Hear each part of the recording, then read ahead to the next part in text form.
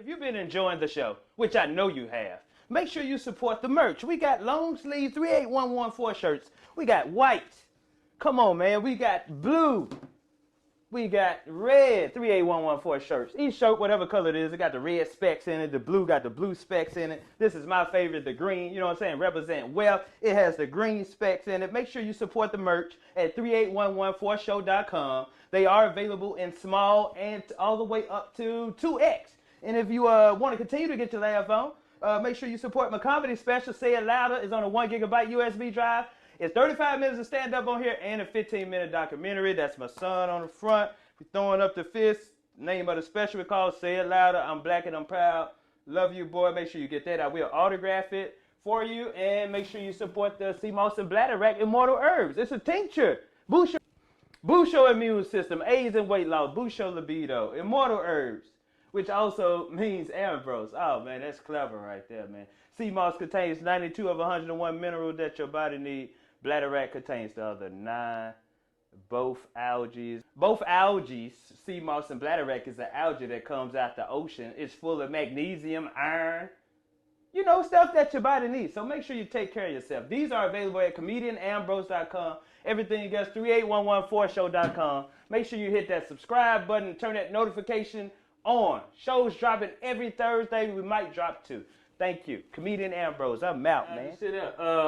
Y'all, welcome. Another episode of the 38114 show. You edited this shit anyway, huh? Huh? You edited it anyway. No, I don't edit shit, man. We let it roll. Your mic on, my mic on. We rolling.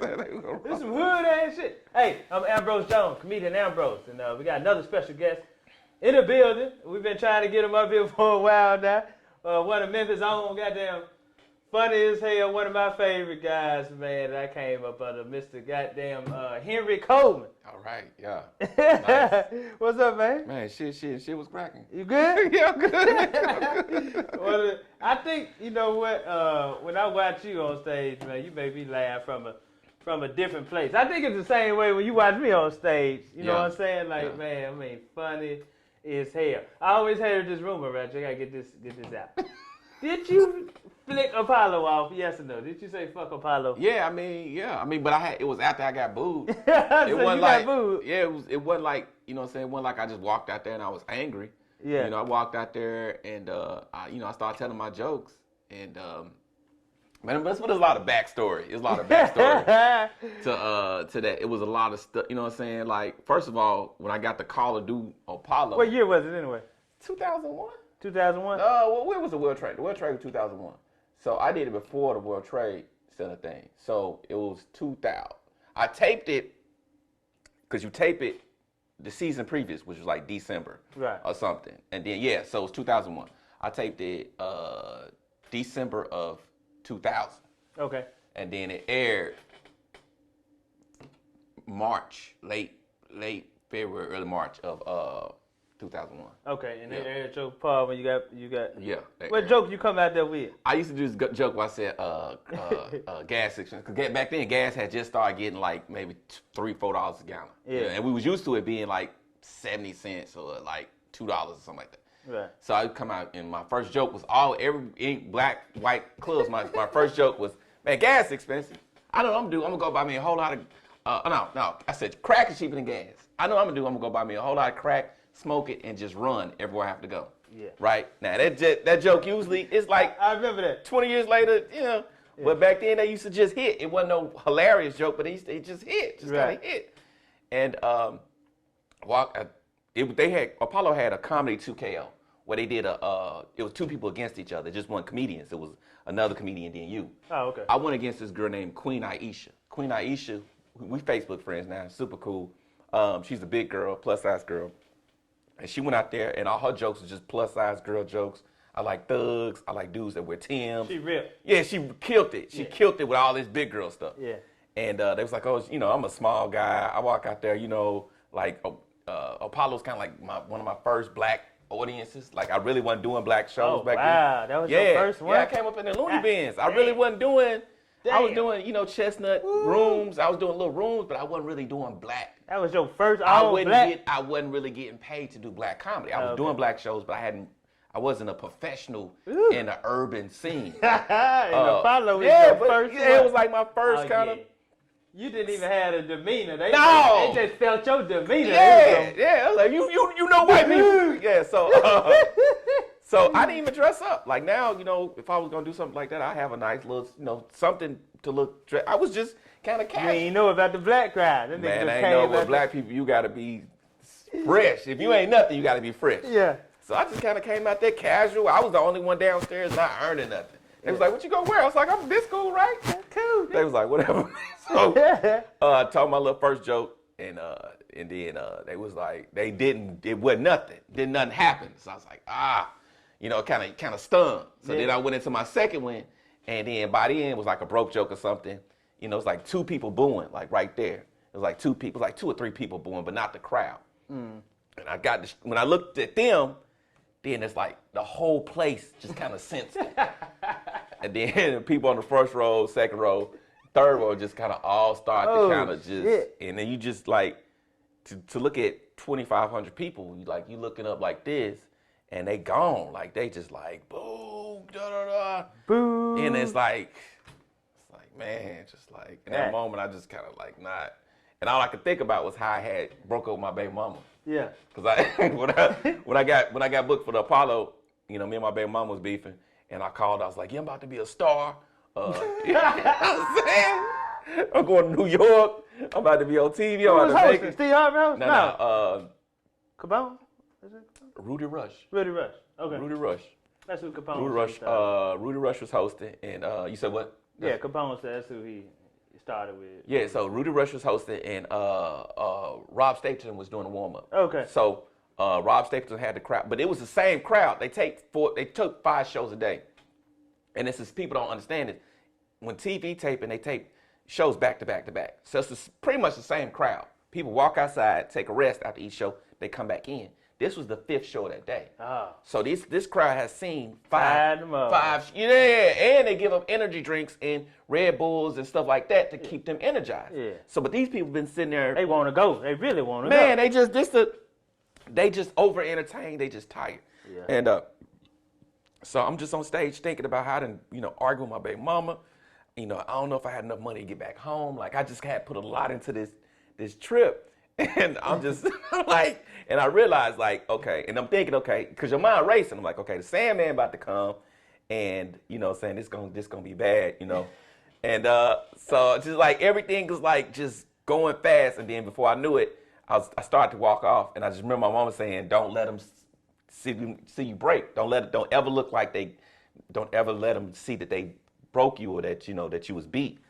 And so I stepped back and I was like, you know what, fuck. Then I just started cursing to everybody, like, fuck y'all, fuck you. In the microphone? Yeah. Fuck you. Fuck, yeah, just fuck you. Just all this, fuck y'all, kiss my ass and all this.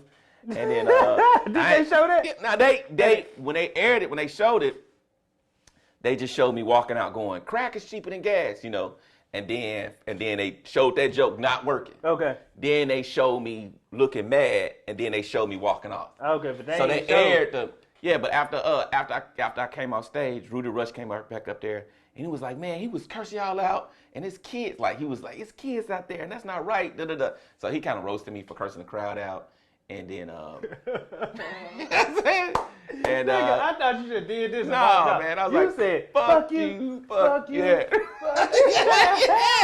Hey, I did that. That's a good introduction to Henry Coleman right there. That's Henry a good introduction to who Henry Coleman is. I mean, that's who I was. It's like, at that point, but I thought when I came up at comedy, I came up watching, Eddie Murphy, Richard Pryor, Sam Kinison. You heard all these stories of these comedians being these big personalities and doing kind of crazy stuff. Right. So that's what I thought comedy was, kind of just, living on the edge and, being, wild and crazy. But it transitioned. Now comedy is more like, just being a, good, whatever it is. It's more in a box. So you think it's kind of like watered down, like how the NFL used to be tough and NBA Definitely. used to be tough and niggas be elbowing and shit. But now it's, niggas, you elbow a nigga, you kicked out the game now. Definitely comedy has changed to more like, to be, just to kind of be in a, in a box, with, for what your fans like. But back then it was like it was all about having them stories. Yeah. And you know, having motherfuckers go, this dude did, oh, that man, that dude crazy. He did, you know, crazy funny type thing. Now it's like if you wild or you out there, then people kind of veer away from you. They kind of like, nah, he just too wild. He too crazy for us. So what year did you start, man? I started comedy in '98. 1998. 90. That's what year my daughter was born. She was born 2000. So I might have hit the stage the first time in '98. That first year, you know, still working. I performed at Southwest. This guy booked me to do a show at Southwest. Like it was like out of college. Yeah, 1,500 to do a show, and it was basically just standing outside at the with the cafeteria doing a little lunch break, telling jokes, and did that, and then then I performed at Precious Cargo. I don't know if you remember that place downtown. Man, that was a long time. Before my time. I went to Precious Cargo, and then when I went to Precious Cargo, it was like I said, all black, and I wasn't funny. And the guy was like, "You need to go to the Looney Bin," which was all white. Yeah. And he's like, "Man, the white people will like you." So then I went to the Looney Bin. Nigga told you. Yeah, it's like, the white people like you. Yes. You got clever. Yeah, you witty. So I was like, man, I ain't know at that point. That's the way black people tell you you're not funny. Yeah. You know what I'm saying? Go perform in front of white people. Yeah, when they say white, well, man, your stuff for white people. That means they think you're not funny.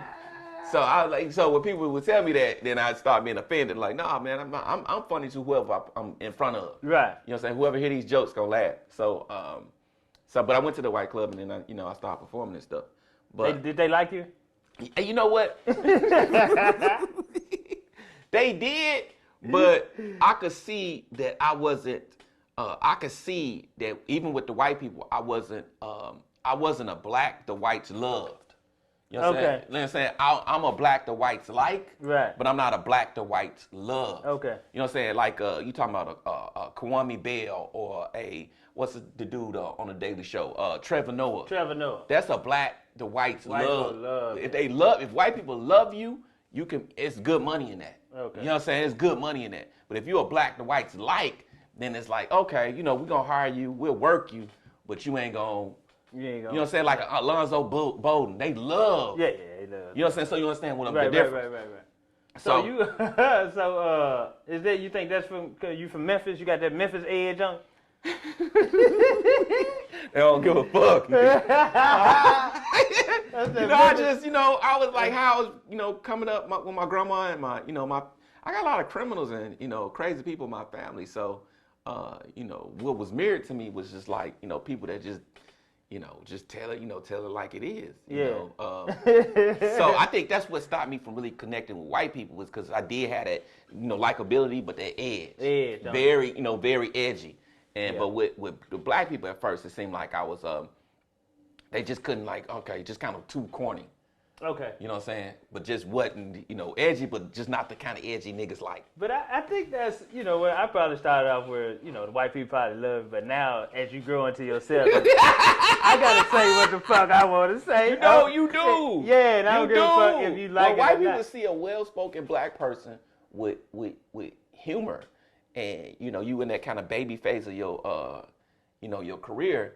You know what I'm saying? And it's like, okay, but you're not really opinionated in your comedy. You're just doing comedy to make people laugh. Right. But after you get so many laughs, it's like a million laughs. You're like, you know what? I want to put some of myself in this. Yeah, I want to see if I can get them same laughs without with putting what I really want to say. Yeah, like you doing a cookie joke, but then hold on, I want to talk about this too. Yeah. And I might want to do a Trump joke, and I might want to throw. And that's when I like, hold on, your opinion. Like, I want to hear your opinion. What you think about? Yeah. Stick to the not jokes. And it's not a not to try to demonize white people. It's not a conversation they have with you. Like, hey, don't do this or don't do that. It's more you'll see your bookings change. You'll see your, you know what I'm saying. You'll just kind of see your, how direction you start to get pushed into. That'll just start, changing based off of, what they feel about yourself. You know who gave me some good advice early on? Roy Jones Jr. Yeah, they love Roy. Roy told me, he said, Roy. No matter how many TV credits you got and no matter how funny you are, some clubs gonna book you and some clubs are just not. Man, they love Roy. Me and Roy, I've been knowing Roy for, I'm 20-some years. I don't know if you remember. We did Showtime with Apollo together. Y'all did? When you did it? Yeah, he was there. He real. That was crazy. So that was a part of the story. Roy was in the crowd. Oh, okay. Because he was watching my set because he was taping the next day. We stayed in the hotel room together in New Jersey. Oh, y'all go way back. We actually stayed in a hotel room in New Jersey together, and you know what I'm saying, and you know, slept over there. Then drove to the both of y'all was slim as hell, man. Yeah. So he had a little Ford Focus, and then so we drove to and parked and everything, and so because I cursed the crowd out, the security didn't want me in the place. They want me to leave. So Roy was like, "Hey man, they don't want you to stay. They want you to leave because the people mad at you." Right. So I was like, "All right, Roy." So I went back and to the room and stuff. Then he eventually got back to the room, and I was just like, kind of just broken. You know what I'm saying? Just by the whole experience. So I was like, "Man, I'm gonna go and dip." I wasn't supposed to leave until the next day. Right. You know what I'm saying? But also, you know, I didn't want to. Yeah, I left. Went back to Memphis? Yes, I started driving. That night, I couldn't even sleep that night. I started driving that night, headed back to Memphis. Just left Roy? Yeah, I mean, but he, you know, when I talked to him the next day, he said, and then I watched his set on TV, you know, of course he ripped it up, but he got a chance to learn from, you know, me. He got a chance to like, okay, I know what I'm doing. Smart, Roy. That's Roy. Roy, smart. There, you know, let me learn what not to do. Yes. By watching Henry Coleman. And then when his thing aired, it was like good. But yeah, they love, you know, I was opening for Roy. We was on shows together. Okay. Giggles Comedy Club in Florida. And and Roy was like that kind of what you was supposed to be. So I was over here kind of being rebellious, and he was like, man, he would always like, man, you need to da-da-da. He never tell me to not be like that, but he was like, man, you know. So he's the one, this is what I think Kevin Hart looked at Patrice O'Neal, Bill Burr, and all the guys he used to run with. He was looking at them like, you know what, I ain't gonna be like that. I mean. Because he used to run with her. He like, I'm not gonna be like Patrice. Yeah. It's a different road. Yeah. But I mean, you know, Roy always had a likability and just you know, he was just always in that way, just had a flow, and I always had a militancy under it. Even though I had the likability, I always had a kind of that edge underneath it all, that kind of. But it was good watching him, you know, progress through his progress and stuff. Okay, cool. So what part of Memphis you come from? Because I think that's like I came up under you, Cuz, Prescott, Tony Tone, Yeah. It's so funny that all of us funny, but we all are, you know, unique and individual. Everybody got their own style. Okay. So where it started out? What part of Memphis you grew up in? Well, I mean, I was born in Memphis, but I spent a lot of time in California too. I didn't know that. So yeah, I was raised kind of sort of. From age 8 to 13, I was in San Francisco. Oh, okay. So and then in my younger years, you know, my mom, you know, I was actually born in LA. Damn. Yeah, raised in Memphis and kind of like Houston, between Houston, Memphis, LA, and Oakland and San Francisco. But most of the time in Memphis. So ultimately, when I got back to Memphis, it was Mitchell Heights. It was you know, the Heights. That's where they aired. Now y'all see where they aired. Over there in Mitchell Heights. You know what I'm saying? You know, Pope Street. You know what I'm saying? So in the hood. Yeah, Pope Street, Tracy's, the store over there. You know, Pope Street store. You know, coming up in the Treadwell at Class 96. Woo, no. So, you know what I'm saying? You know, all them, and with the legend of Anthony Hardaway and Penny. And, that's where you graduated from, Treadwell? Yeah, Treadwell, yeah. Coach Curry, all that. But I went to Bellevue. I went to Central. I didn't go to Central. I went to Bellevue, Fairview. I went to a lot of Peabody Elementary. I went to a lot of kind of moved around Memphis. My mom just kind of moved around Memphis a lot, but ultimately came out of Treadwell. So you was raised pretty much by women, or was your dad I mean, it was always a woman, like my grandma or my mama being the head of the household, but I always had male figures. You know what I'm saying? Like, so my uncle, you know, I worked for my uncle at his car lot. You know, I knew my father was in my life like I knew what my daddy was. Yeah. You knew where he was. Yeah. So if I wanted to go see him or go talk to him or drive to go see him, I could do that. Yeah. You know what I'm saying? It wasn't like, oh, you know, I ain't know my dad and no stuff. It was just, you know, he was doing his thing. I actually stayed with my father when I was 8 for about a year. Yeah. Yeah, oh man, about a year and a half. Oh, God. You couldn't do that? My dad had 10 kids. And he only raised the ones that forced him to. You know what I'm saying? My father only spent the time with the kids that came. If you was one of them kids like, he ain't trying to, you ain't about to see him. That's why you had to go over his house. I went to his house. Whenever I needed advice, I went to see him. Or when I needed, and I didn't deny myself that. You know what I'm saying? My mother, she never talked bad about my dad and nothing like that. So, I didn't feel guilty about going. Like I need to see my father. I need So to you talk to my saying father. he ain't coming to see you? You Hell gotta go no. see him. Hell no, you gotta go see him.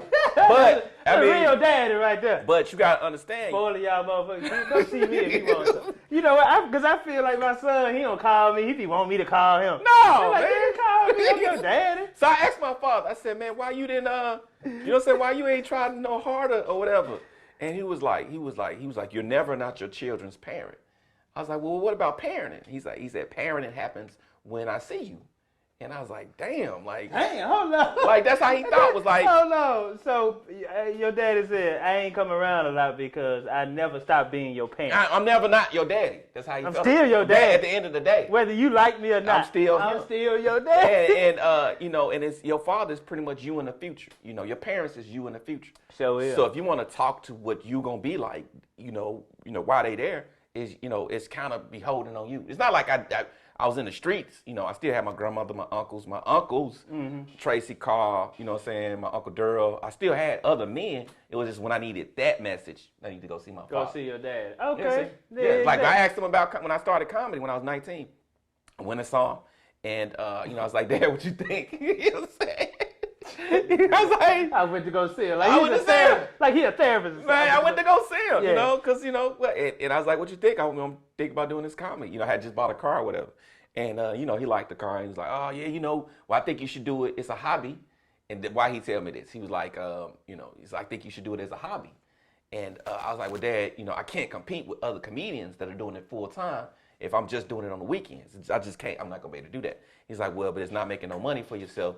You should keep a job and just do it on the weekends until you start making money." Okay. And, you know, me being rebellious, like, whatever, nigga, so. Yeah.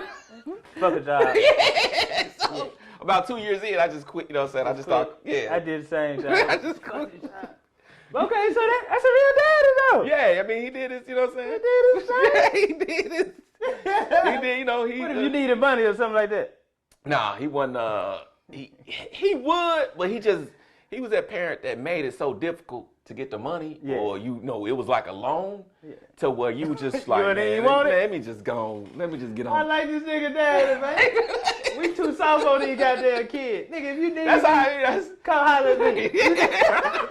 That's how he was. So it was like, you know, him and my mom never beefed or nothing. It was just like, you know, I need to, you know what I'm saying, go, because my mom would always tell me it's certain things that I just can't, you know, teach you. That's good. That's good. That's real mom. Real mom and dad. Yeah, Man. So you had sisters growing up too. 3 right? sisters, man. 3 sisters. That's where you grew up around. Man, that was hard in hell. Would you tell everybody, for men, it's different from when you grew up in a house full of brothers, and it's different when you grew up in a house full of women, because you really get to see the real deal with women. With the sisters, but later on, I had my cousin, you know, came to stay with my grandma, so it was my sisters and my cousin was the boy. But with your sisters, like, you can't wrestle, you can't fight with your sisters. You know, you're a boy, you want to wrestle and play. You can't do that with your sisters because, you know, your mama like, nah, you know, your sisters ain't to be wrestled with. So you spend a lot of time alone? You know, when you a boy with 3 sisters, you know, unless you effeminate, you gonna be alone all the time. Nigga. It's like being an only child. I remember being in the room playing with my Ninja Turtles. Yeah, and then they look, you know, it's more to them than me, except when my mom had a boyfriend or something, you know, I'm kind of outnumbered. It's 4 against 1. And they looking at me like I'm weird. Yeah. And you know, you're a boy coming up, and you ain't got nobody in the house to validate what you doing, because you ain't got nobody doing what you doing. Right. So at some point, you do feel weird, like they doing, you know what I'm saying? Like, damn, So you say everybody in the house fucking except you? So it's like, when you a man with sisters, with sisters, so it made me numb to like with women, it made me kind of numb to or insensitive to drama.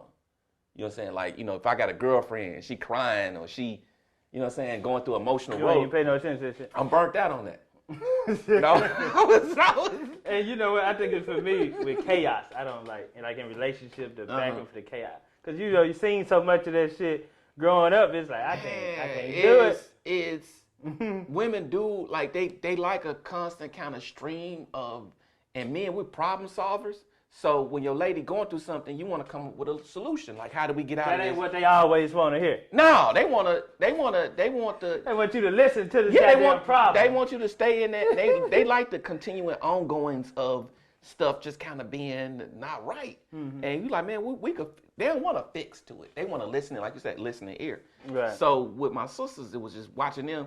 And then when I started dating, you know, my older sister, watching her kind of way she did dudes, and watching the way my sisters treated dudes, it made it hard for me to trust women.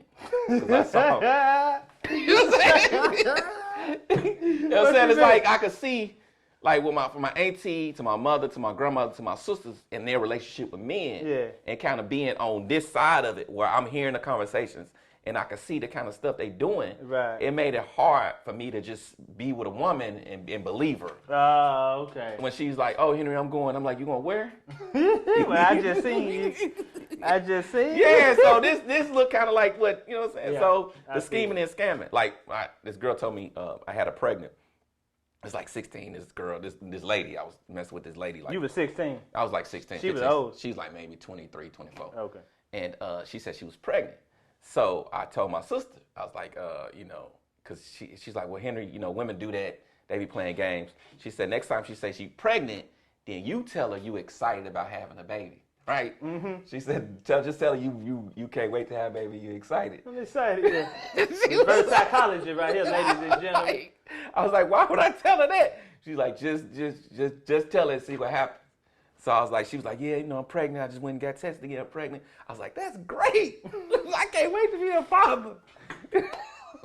I never heard of that lady ever again. I was like, okay. She wanted you to react differently. Yeah, she wanted me to be mad, and you know, I don't know if she was trying to scam me I don't know what the deal was, but she was trying. I guess she was trying to take me for a ride. But see, that's what I tell, like, women think like men comedians be talking about them, but we actually grew up with, like, cause I talk about women a lot. That's because we grew up with women. Like, what else can we talk about? Okay. But like, you know, like Corey Hogan, he go in on women. But he grew up with women. It's from our point of view, so we not really talking about women. We just talking about what the hell we done seen. You know, like, it's true. If it hadn't been an example to you, then you wouldn't say it. You know what I'm saying? It's not like you pulling it out of your ass. But I had to understand how my sisters are is not how all women are. All women are. A lot of them are like that. But a lot of then you know, then my sisters evolved too. So yeah, they grow up. They not who they used to be. You know what I'm saying? But they used to. They not fast no more. I mean, they used to get down. So watching them do that, and then you know, then dating and stuff, and then my sisters wasn't really on my side when I dated. So what you mean? Like, they would be on the lady side. That's hypocritical. Yeah, they be like, you know what I'm saying, if my baby mama or somebody called my sister, somebody called my mama and was like, Henry did this, you know, I hear from most dudes that they mama or sister gonna take care of. My sisters probably be on my side. My sisters weren't like that. Yeah. They would be on the lady side. They'll call me like, why you treating her like this? Oh, for real? Yeah, they dog. My mama called me a couple times like, you need to get on top of this. And da-da-da-da-da. Yeah, my sister done be ready. Whoops. You want me? I'd be like, yeah, I mean, if I call for that, they would, but just like the initial, you know what I'm saying? Okay, so then, fast forward, you have a little girl. That's your first kid? Yeah, my first daughter. Yeah, I got two daughters. You got two daughters. Yeah, your first kid, how's that having a little girl? I mean, man, after, I think, you know, having sisters, then having a daughter, and then watching my father with my sisters, and oh yeah, how was your father with your sisters? He was way different. Way different. You know, he way more hands-on, way more, way softer. You know what I'm saying? You know, the money gave freely. Okay, to the you know what I'm saying? Okay. Way softer, way, you know, like my sisters would talk to me about my dad, and it was like they was talking about a different person. Like, yeah, dad just gave me $1,000. He gave your ass the stiff off. Your little ass. Yeah, so when they talked about him, they talked about him in a softer, he got a big heart, and he's so loving, and this and this and this and this. And I'm like, this ain't the dude. This ain't my dad. No, this ain't Robert. So no, this ain't Robert. No, this ain't El Calico. No, this is a totally different dude. So yeah, he was a lot different from my sisters than he was me. So with my daughters, you know, I think I gave my daughter one whooping when she was like 3 or 5 or something. Mm-hmm. And I was like, nah, you know, when I saw her cry, I told her, I was like, no, I ain't gonna never whoop you again. You have to never worry about that. You know what I'm saying? If you want to cut up, that's between you and Jesus. You know, you know. But I ain't. That's, you know. So I'm not going. I gotta find another way. Right. Because I can't be just watching my baby cry. You know, this ain't. It just hurt me too much. Yeah. So and then we worked it out. You know, it's like now I got to figure out how to. But fathers have a special gift. when you're dealing with kids or you're dealing with girls, is you as a father, you should be able to, you should have the power for your child to respect your voice tone. You know what I'm saying? Yeah. As a father, if your voice and just your temperament ain't moving your child, you done already made some mistakes. Yeah, if that don't move them. Man, you done already made some mistakes. Yeah, because you right. If you at the point where you got to pull out the belt every time, you got a criminal on your I don't hand. raise my voice a lot. I talk like mellow to my son, so he know if I raise my voice. Yeah, that's how. Oh shit, this nigga, this nigga is back. That's what. So with their mothers, their mothers is kind of like all the time dissing, cutting up all the time. That's why father is important. But it's a different for a man. When a man constantly being dramatic or constantly, then they don't know the emergency scale. Yeah. When a man is constantly always on 10, like a emotional single mother son. He acting like. Yeah, it's feminine, and your child don't know what's important. I feel you. So when I pulled up on my daughter, when she cut up, and I had to pull up like this orange alert. Yeah. You know what I'm saying? Yeah. I'm here. You rarely see me. You rarely see me. You're right. So when I pull up, I pull up. I got the call. Your mama didn't call me. Now we gotta have a discussion. Yeah. We gotta talk about this. Yeah. So that's So your oldest daughter, how old? 20. She 20. Oh man. My oldest daughter 20. She got a grown woman. Yeah, she So, she lived with her little dude too. Oh man, so you did this clip you did. You was on the new BET Comedyvet. Mm-hmm. You did, right? Well, no, I did the Laugh Factory.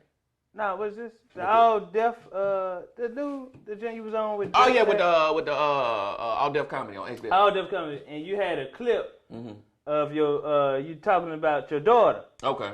Well, what was that at the Laugh Factory?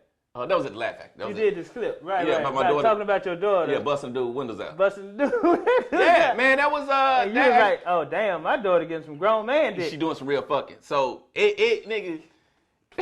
Bro, that was the hardest. That on my Instagram page. That Man, motherfucker it's got like crazy. 20,000 views. It's crazy, but you know what? People, they laugh, but it's kind of a thing men know. And a lot of my jokes, if you don't know it, I think you do, is kind of like I say a lot of what men already know. Yeah.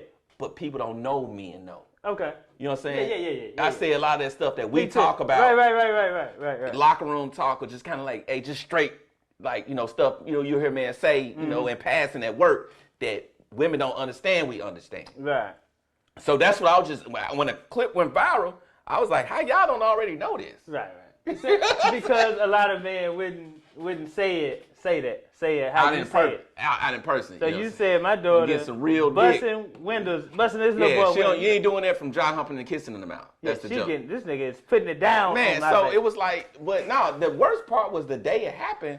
And I had to, she was in school, and it's a real story. She was in school. That mean he bust her chair. No, look. That's what happened. I think my daughter's active for a minute. Oh, okay. So, and you know what I'm saying? And as a father, you don't want to belittle your daughter. It's a touchy subject, but you still got a parent to. Did your daughter see that clip? Yeah, she seen it. What she said? My daughter, she real. Yeah. I'm gonna tell you how real my child is. Okay. She real like a dad. Man, I'm gonna tell you how real my child is. So it was just 3 days before graduation, and her mama called me and told me they don't want to let her walk because she didn't messed up this dude's car or messed up somebody's car. Right. This the phone call I'm getting. I'm in the bed. They don't want to let her walk. She did it at school. She went over there and messed up the car at the school. You need to come get her. I'm ready to beat her ass. You need to come get her. Mm-hmm. It was the call. Right. So I'm in my car racing over there. Like, I got to go talk to my 16-year-old daughter about vandalizing somebody's vehicle behind a boy. Right? I mean, this a father's worst. It's a father. I'm a dad in that. Worst nightmare. You don't want to be talking to you something wrong. Right. So I get in the car with my daughter. She ain't crying or nothing. Now, I'm a comedian, and I done said some harsh stuff on stage. I'm like, and I don't whoop her. Right. So I'm thinking like, okay, what I'm going to say to shake her up, what I'm going to say to get her off her, you know what I'm saying? To, start to put her in her place. So I get in the car, and I sit down, Ambrose, hand to a living God, and she can attest to this. I said, I'm about to, start my conversation. And I go, was the dick that good? That's the first My first words was the dick that good? We gonna get straight to the point. I know your mama didn't bullshit it with you. I sit down in the car. I go, was the dick that good? What she say? She looked to the window, looked back at me and said, do you really want to know? I said, this motherfucker here. I said, this. I said, I got to be a parent. For real, man. I said, I got to be a parent. I said, damn, I got to be a parent. Like, in that moment, I was like, oh, I got to be a That's some questions a dad. I got to be a parent. That's a question a typical dad we probably wouldn't even ask. But I need to get to the. I need to break this and get to the. What's going on here? You know what I'm saying? What's going on here? You know what it was. I mean, you know what I'm saying? That's why you just had. Was the dick that good? Was the dick that good for you to do that? So then she goes, "Do you really want to know?" And I kind of looked away, and I'm kind of smirking because I'm like, "This motherfucker, man." So like, hey, okay, because I gotta at this moment I gotta like change my set. Like you're on stage and you ain't getting the crowd. Right. I gotta change my set. I gotta come with something something real. So I said, okay, well forget it. Here's the thing, man. You've been raised a certain way. You've been raised like Rudy Huxtable. You got your own car. You got your own room. You got all this stuff, and the family respects you. You're being treated like a good girl, but you out here doing hood hoe shit. Okay. This is my conversation I'm having with her.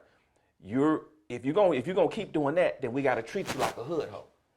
The family not gonna keep treating you like you're a good girl, and treating you like you're a person of respect. Right. If you're doing hood hoe shit. Right. And that ain't got nothing me doing. Well, you disappointed. She's like, well, you disappointed. I didn't say how I feel about it. Mm-hmm. I'm telling you what the world is going to begin to do if this is how you behave. Right. If you keep behaving like hood hoes do shit like this. Right. Then that's what you're gonna be treated. And I don't think you want hood hoe treatment. Mm-hmm. And then she goes, well, he had sex with my friend. And she started breaking this. Now we get into it. She started breaking the story down. Okay. And I said, I understand that's a big thing for women or girls, whatever, men having sex with their friend. I said, well, how many kids y'all have together? She said, we don't have any kids. I said, that means that the relationship was a figment of your imagination. I said, relationship don't really matter unless you got a baby together. So, you know what I'm saying? He could easily say he didn't have sex with you. Ain't nothing you can say to dispute it. Y'all ain't got no kids. So there's like what I was trying to communicate to her is what you did back still didn't warrant.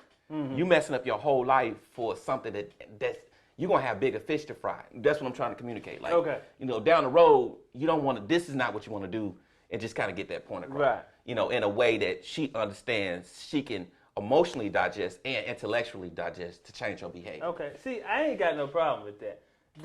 Everybody else might have a problem with you saying we're gonna teach you like a hood hoe. But as a parent, how parents, how you, but by the way you talk to your kids. Hey, I get it. I talk to my. But I ain't never like I could pull up a video right now on Facebook or Instagram or of a man beating his child. There you go. Pulling his belt off. Little girl ran away for a day. Right. He beating a girl and everybody liking it. Get that bitch. Get that bitch. So, if your daughter been gone for 2 days, she been gone fucking for two days. Right? And when she get home, you whooping her, bitch. What the fuck? You somewhere fucking nigga. She finna run again. She gone again. She finna run away again. She gone again. You want your baby back or what? Nigga? Right. You can't parent a child that's been shut down on you. Because you're giving her to the streets. You giving her to the streets. You beating her when she over there, she had dick and food and happiness and joy. She come home and you nothing but the belt. Smoking weed. Yeah, she having a good time. She chilling. She had come home and you beat. Yeah, and everybody liking that. They like the daddy with the belt. With the bitch, I'll kill you, hoe. I ain't got no that, man.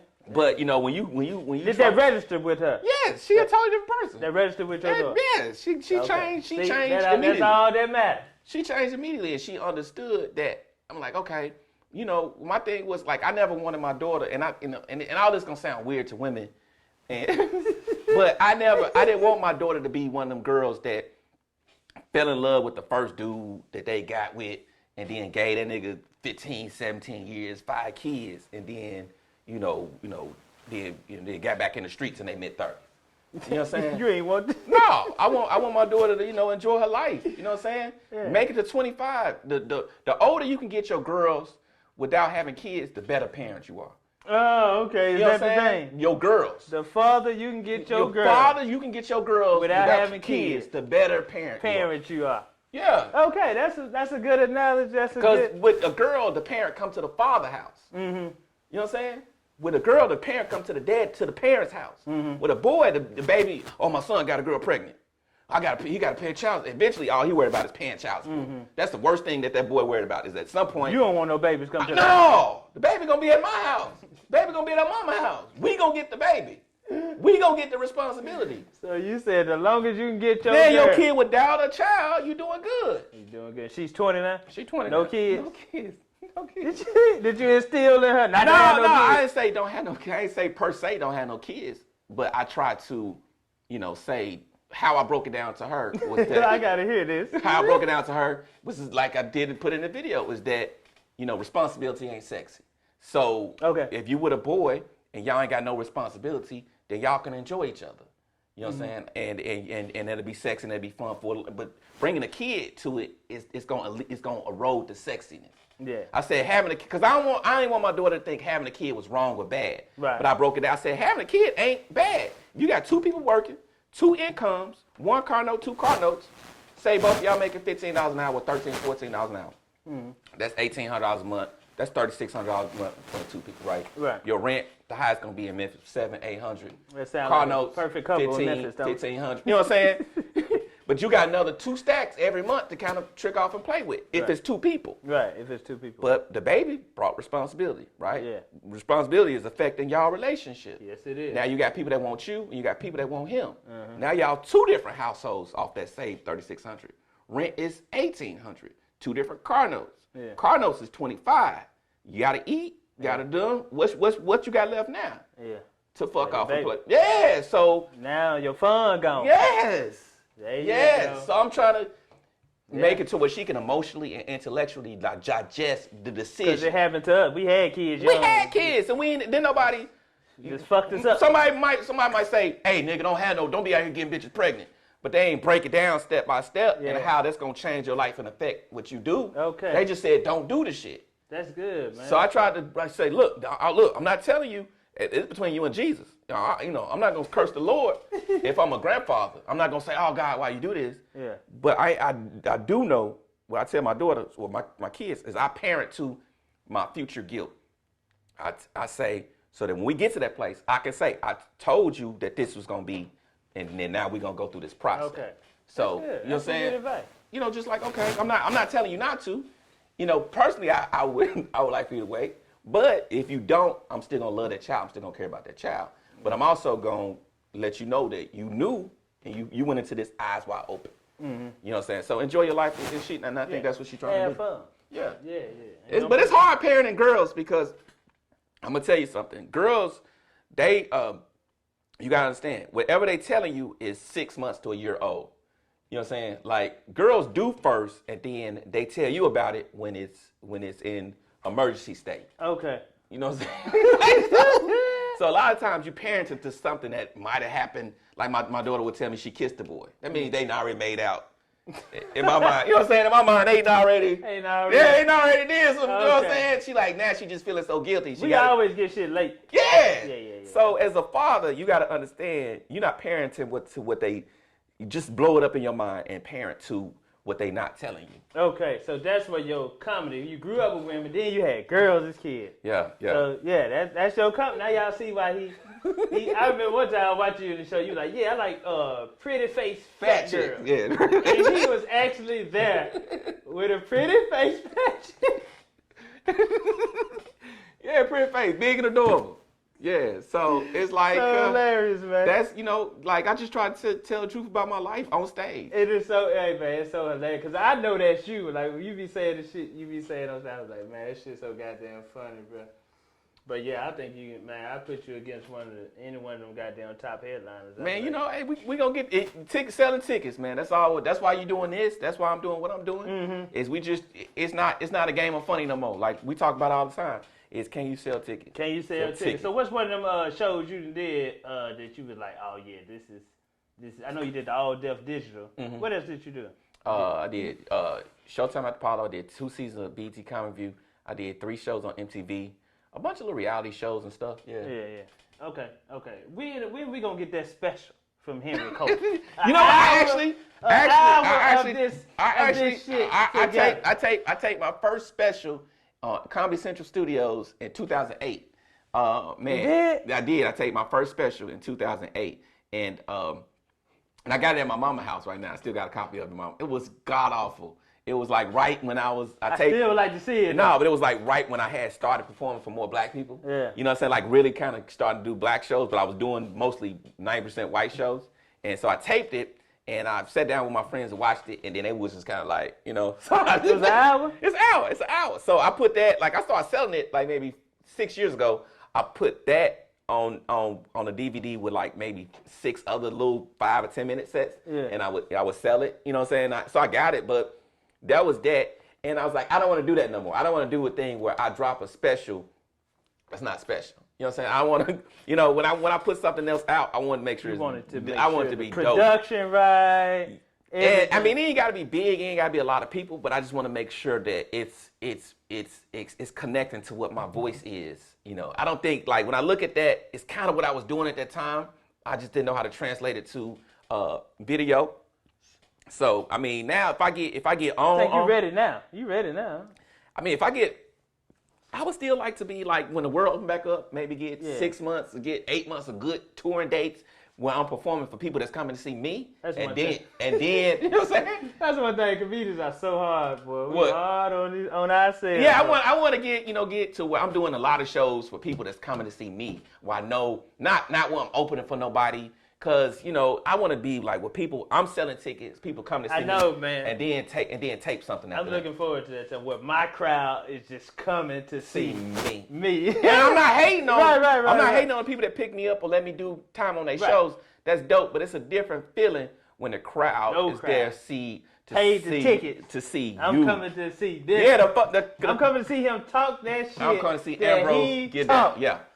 I'm not coming. I'm not putting up with you until this. I would like to see that album special though. You said you did it for Comedy Central, or you? I taped it at Comedy Central Studios. They own the studio. So the production is good. Yeah, production dope. What the whole where the album? It didn't air on Comedy Central. No. You just shot it. I shot it. I shot 3 shows. I shot 3 shows and I edited it all together. Yeah. Oh man, we like to see that. Yeah, it's per 2008 quality, but it's dope. Okay. It's dope. So that's good. So you would like to because I did that, I kind of bust that nut. So it's like, you know, a lot of people be so anxious to shoot a special. Yeah. I done shot a special that I was like, ugh. So I haven't been rushing to do it again. So you kind of like what Chris Rock said. He said if you're gonna do a special, make sure it's a special and not a regular. Make sure it's a special. Okay, that's good, man. Because I want to do one now, and I want to do one just off the top. What you mean? With just improv the whole thing? Hour off the top. Wow, that's crazy. Never know what's gonna be said, just off the top.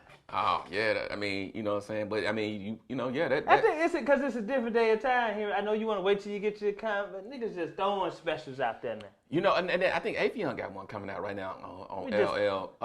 Chappelle be dropping them a lot. And, you know, I just remember coming up and then being anxious when I was in my teens, you know, younger, and being anxious to see somebody special. I was anxious to watch HBO new comics, you know, Comics on the Road, those shows. I was anxious. Yeah. So I be slick disappointed now when somebody drop a special. Yeah. Netflix start giving out all them specials. Everybody just like, I'm looking at them like, man, this ain't, blow me away, you know. I'm seeing funnier stuff than this live at open mics than. I feel you. So you ain't want to get caught up in that. No, we can do way better than that. I don't know I don't know what's happened to where now everybody just is saturated. Ain't nothing new and ain't nothing. But yeah, I want to be special. I want something like where people go, what people can look at and go, like every set you see me on TV. I want people to be able to go, this was the baby him of what he cocooned into. Okay. You know what I'm saying? So if you watch the HBO joint and then you come see me live, you'll see the smaller steps of the bigger stuff I'm doing now. Like, oh, that's kind of like, okay. That mindset. How long you in town? Me, I'm here for a minute. No, we're gonna have to come back and do it though, man. Okay. Shout out your social media info. Henry.Coleman.773 on Instagram, and then of course Henry Coleman on Facebook. I don't really add people on Facebook. You can go to my Facebook fan page. I don't add fans on my friend page on Facebook, and I don't follow back. Just being honest. Now I'll tell you why. Because I don't have a lot of personal interaction with fans. Yeah. Because I'm not the person they think I am when they see me. You know what I'm saying? You ever did that where you like add somebody on your personal page and they be like, you was a nice guy. And I thought you was. And then you post something one day and they be so disappointed. Nigga, I'm a whole human. Right. I'm not just funny all the time. Nigga say I'm not approachable. I'm not, you know what I'm saying? So like, I stopped doing that because I got tired of people seeing me live and then, seeing my day-to-day posts and be like, nigga, you crazy. Yeah. You know what I'm saying? Like, hey, that shit you be posting on Instagram. So it's like, what's your Instagram? Henry.Coleman.773. Where did 773 come from? I don't know. Instagram gave me that little thing, Oh, okay. and I ain't changed. They ain't had nothing else. Yeah, Henry Coleman, man, y'all. Man, that's funny. We got to get you back because we gotta do a December show, man. We gotta get a date and something. We gotta do that yearly show we do. Me, you, and Cuz. Okay, I'm a comedian, Ambrose Jones. Y'all make sure y'all get my comedy special. Yeah, and I'm pick some of that up today. I'm getting some of myself. Say It Louder. This on a 1 gigabyte USB drive, 35 minutes. That's your special. That's a special right there. Yeah, Okay. 15-minute documentary. I had shot this 30-minute special to send to Comedy Central. Dope. For the half hour. They didn't pick it up though. So at least they looked at it. Yeah. Packaged up and said I was gonna sell it. And this my Seamoss and Bladderwack tincture, man. Boost your immune system, boost your libido, and it's good for AIDS and weight loss too, man. Seamoss and Bladderwack tincture. That's available on my website. You said AIDS? Ambrose Jones, huh? AIDS? AIDS and weight loss. What's AIDS? AIDS helps in weight loss. Oh, okay. I'm sorry. Burn fat. Okay, sorry. So yeah, man, that's it, man. Hey, thank y'all for tuning in. This is the 3811. For sure.